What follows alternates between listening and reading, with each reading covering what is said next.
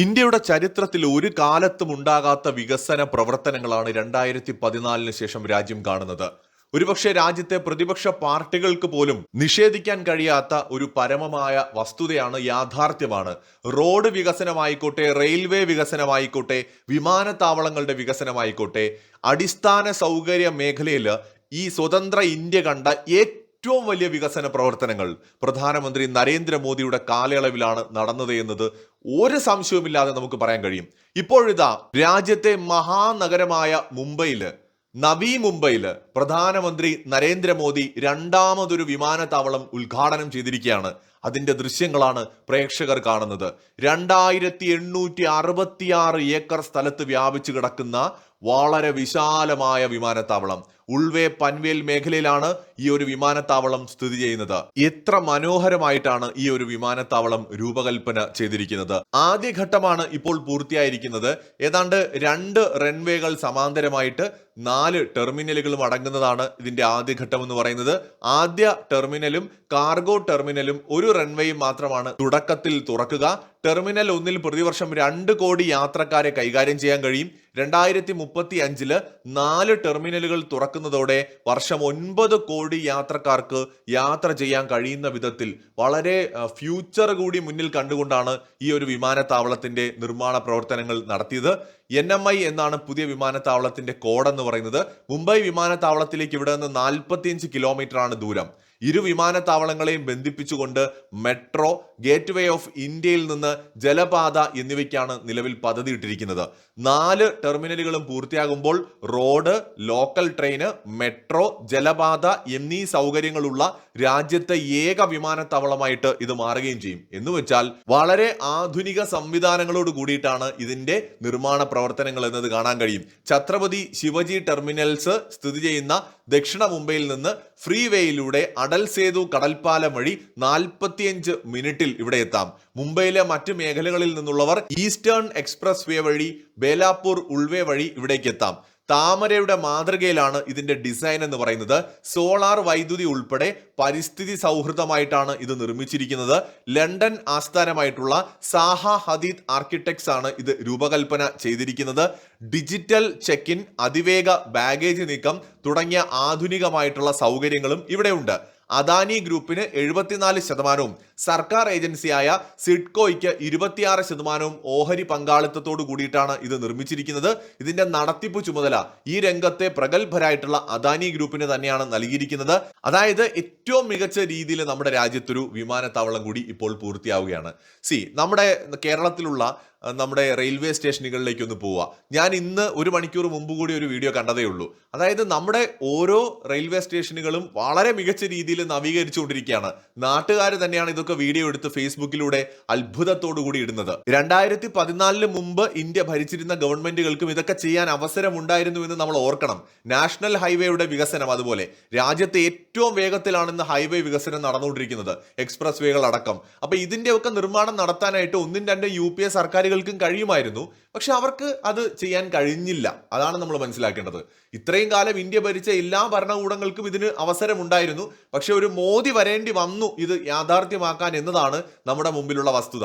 മാത്രമല്ല, ഈ റെയിൽവേ സ്റ്റേഷനുകളുടെ കാര്യം മാത്രമല്ല, ട്രെയിനുകൾ, ഇന്ത്യൻ റെയിൽവേ എന്ന് പറയുന്നത് ലോകത്തിലെ ഏറ്റവും മോശം വൃത്തിയില്ലാത്ത റെയിൽവേ എന്ന് പേര് കേട്ടിരുന്ന ഒരു സമയത്ത് നിന്ന് ഇന്ന് ഹൈ ക്ലാസ്സിലുള്ള ഇന്റർനാഷണൽ സ്റ്റാൻഡേർഡിലുള്ള ട്രെയിനുകൾ ഓടുന്ന ഒരു റെയിൽവേ ആയിട്ട് നമ്മുടെ റെയിൽവേ മാറിയിരിക്കുന്നു.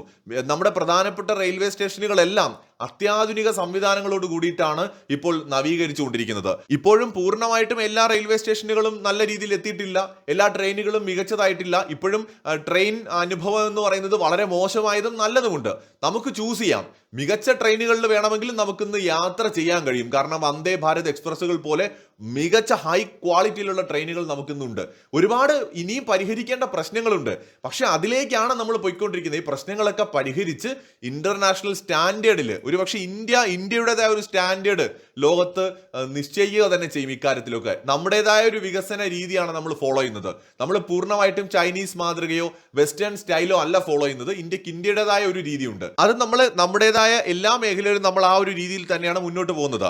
ഇവിടെ നമ്മുടെ റോഡുകളുടെ വികസനം, റെയിൽവേയുടെ വികസനം, അതുപോലെ തന്നെ നമ്മുടെ വിമാനത്താവളങ്ങളുടെ കണക്ടിവിറ്റി, ഇതെല്ലാം വളരെ പ്രധാനമാണ്. കാരണം നമ്മൾ അടുത്തൊരു മാനുഫാക്ചറിങ് ഹബ്ബായിട്ട് ചൈനയെ പോലെ വികസിക്കാൻ ആഗ്രഹിക്കുമ്പോൾ ഇതെല്ലാം അത്യാവശ്യമാണ്. സോ അതുകൊണ്ട് തന്നെ ഈ വികസന പ്രവർത്തനങ്ങൾ ഇന്നല്ല, ഒരു 10 വർഷം കഴിയുമ്പോഴാണ് നമുക്ക് ഇതിന്റെ വാല്യൂ മനസ്സിലാവുന്നത്. ഇന്നിപ്പോ എന്തിനാണ് ഒരു വിമാനത്താവളം എന്ന് പലരും ചിന്തിക്കാം. ഇത് മനസ്സിലാവണമെങ്കിൽ 10 വർഷം കഴിയണം. ഇപ്പൊ നമ്മുടെ നാട്ടില് ഒരു മികച്ച റോഡ് വന്നാൽ എത്രത്തോളം വികസനം ഉണ്ടാവും. ഇപ്പൊ ഞാൻ ഫേസ്ബുക്ക് ഒക്കെ തുറന്നു കഴിഞ്ഞാൽ കോഴിക്കോട് പ്രത്യേക പേജുകളുണ്ട്, തിരുവനന്തപുരത്തിന് പേജുകളുണ്ട്, കൊച്ചിക്ക് പേജുണ്ട്. ഇന്ന് ഓരോ നമ്മുടെ ജില്ലകൾക്കും പ്രത്യേകം പേജുകളൊക്കെ ഉണ്ട് അതിന്റെ വികസനത്തെ കുറിച്ച് സംസാരിക്കാൻ. വളരെ സന്തോഷമാണ് ഇതൊക്കെ കാണുമ്പോൾ. ഇതിനകത്തൊക്കെ അവർ വികസനങ്ങളെ കുറിച്ചും വികസന പ്രവർത്തനങ്ങളെ കുറിച്ചും ഒക്കെയാണ് അതിന്റെ അഡ്മിൻസ് പോസ്റ്റുകൾ ഇടുന്നത്.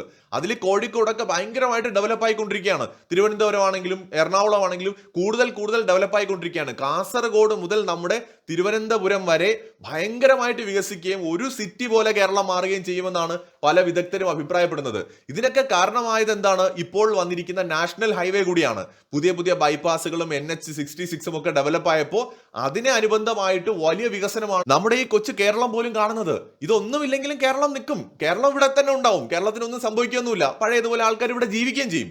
പക്ഷെ ഇതുകൂടി വന്നപ്പോഴാണ് നമുക്ക് ആ മാറ്റം കാണാൻ കഴിയുന്നത്. അതുപോലെ അടുത്തൊരു 10-15 വർഷം കൊണ്ട് നമ്മുടെ രാജ്യം അടിമുടി മാറാൻ പോവാണ്.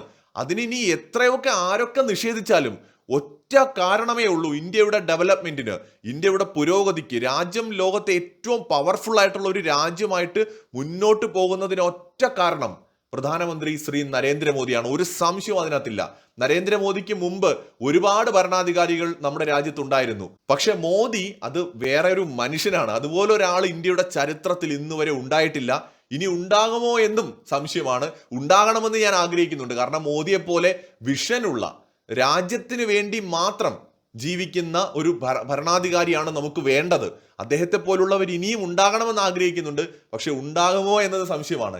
എന്തായാലും പ്രധാനമന്ത്രി നരേന്ദ്രമോദിയുടെ ഈ കാലഘട്ടം ഭാവിയിൽ നമ്മുടെ തലമുറ ഇന്ത്യയുടെ സുവർണ കാലഘട്ടം എന്ന പേരിൽ തന്നെയായിരിക്കും ഓർക്കുക. കാരണം പ്രധാനമന്ത്രി തറക്കല്ലിട്ടുകൊണ്ടിരിക്കുന്നത് ഒരു സുശക്തമായ ഒരു ഫ്യൂച്ചർ സൂപ്പർ പവർ ആകാൻ പോകുന്ന രാജ്യത്തിന്റെ അടിത്തറയാണ് നരേന്ദ്രമോദി പായിക്കൊണ്ടിരിക്കുന്നത്. അതിലേക്കുള്ള ഓരോ ചവിട്ടുപടികളുമാണ് നമ്മൾ ഈ കാണുന്ന വികസന പ്രവർത്തനങ്ങളാണെങ്കിലും വിവിധ മേഖലകളിലുള്ള ഇന്ത്യയുടെ പുരോഗതിയാണെങ്കിലും. ഭാവിയിൽ ഇന്ത്യയെ ഒരു ലോകശക്തിയാക്കി മാറ്റുന്നതിൽ ഇദ്ദേഹം ചെയ്തുകൊണ്ടിരിക്കുന്ന ഈ ഓരോ പ്രവർത്തികളും, ഒരു വിമാനത്താവളത്തിന്റെ നിർമ്മാണം പോലും ഒരു വലിയ പങ്ക് വഹിക്കുമെന്നുള്ളതാണ്. കാരണം നമ്മുടെ രാജ്യത്തെ കണക്ടിവിറ്റി എന്ന് പറയുന്നത് വളരെ പ്രധാനമാണ്. അത് ട്രേഡിന്റെ കാര്യത്തിലാണെങ്കിലും നമ്മുടെ സഞ്ചാര ആവശ്യങ്ങൾക്കാണെങ്കിലും വളരെ പ്രധാനമാണ്. ഏതൊരു വികസിത രാഷ്ട്രത്തിനും ഏറ്റവും അത്യാവശ്യം വേണ്ടതാണ് മികച്ച കണക്ടിവിറ്റി എന്ന് പറയുന്നത്. അത് നമ്മുടെ രാജ്യത്ത് ഇന്ന് നടപ്പിലാക്കിക്കൊണ്ടിരിക്കുന്നു എന്നുള്ളത് വളരെ സന്തോഷം നൽകുന്ന കാര്യമാണ്. അതോടൊപ്പം തന്നെ അന്താരാഷ്ട്ര നിലവാരത്തിലുള്ള പല നിർമ്മിതികളും നമ്മുടെ നാട്ടിലും വരുന്നു എന്നതിന്റെ സന്തോഷമുണ്ട്. മറ്റേത് പണ്ടൊക്കെ ചൈനയിലേക്കുള്ള ഓരോ എയർപോർട്ടുകളും റെയിൽവേ സ്റ്റേഷനുകളൊക്കെ കണ്ട് അന്തം വിട്ടിരുന്നവരാണ് നമ്മൾ ഓരോരുത്തരും. 2012-11 ആ സമയത്തൊക്കെ ഫേസ്ബുക്കൊക്കെ ഭയങ്കരമായിട്ട് വൈറലായിട്ട് നിന്നൊരു ടൈമുണ്ട്. നമ്മൾ സോഷ്യൽ മീഡിയ ഭയങ്കര ആക്റ്റീവായിട്ട് ഉപയോഗിച്ചൊരു കാലം. ആ സമയത്ത് അന്ന് ഇൻസ്റ്റാഗ്രാം ഒന്നും ഇതുപോലെ ഇല്ല, വാട്സപ്പ് ഇല്ല. അന്ന് ഏറ്റവും പ്രധാനം ഫേസ്ബുക്ക് ആണല്ലോ. ആ ഒരു സമയത്തൊക്കെ ഫേസ്ബുക്കിൽ ചൈനയുടെ ഒക്കെ ചിത്രങ്ങൾ പോസ്റ്റുകളായും കുഞ്ഞു വാർത്തകളായും ഒക്കെ വരുമ്പോൾ നമ്മളൊക്കെ അത്ഭുതപ്പെട്ടിട്ടുണ്ട്. ഓഹോ, ഇതുപോലത്തെ റോഡുകളും പട്ടണങ്ങളും ഒക്കെ നമ്മുടെ നാട്ടിലും ഉണ്ടായിരുന്നെങ്കിൽ, നഗരങ്ങൾ ഉണ്ടായിരുന്നെങ്കിൽ, കെട്ടിടങ്ങൾ ഉണ്ടായിരുന്നെങ്കിൽ എന്നൊക്കെ നമ്മൾ ഭയങ്കരമായിട്ട് ആഗ്രഹിച്ചിട്ടുണ്ട്. ഇന്നിപ്പോ നമുക്കും എണ്ണി പറയാൻ പറ്റുന്ന മികച്ച നിലവാരമുള്ള റോഡുകളും കെട്ടിടങ്ങളും അല്ലെങ്കിൽ വിമാനത്താവളങ്ങളും ഒക്കെ നമ്മുടെ രാജ്യത്തും ഉണ്ട്. അതിനൊക്കെ കാരണക്കാരൻ ഒരൊറ്റ മനുഷ്യനാണ്. ഞാൻ വീണ്ടും പറയുന്നു, പ്രധാനമന്ത്രി ശ്രീ നരേന്ദ്രമോദി. മറ്റൊരു വീഡിയോയുമായി വീണ്ടും വരാം.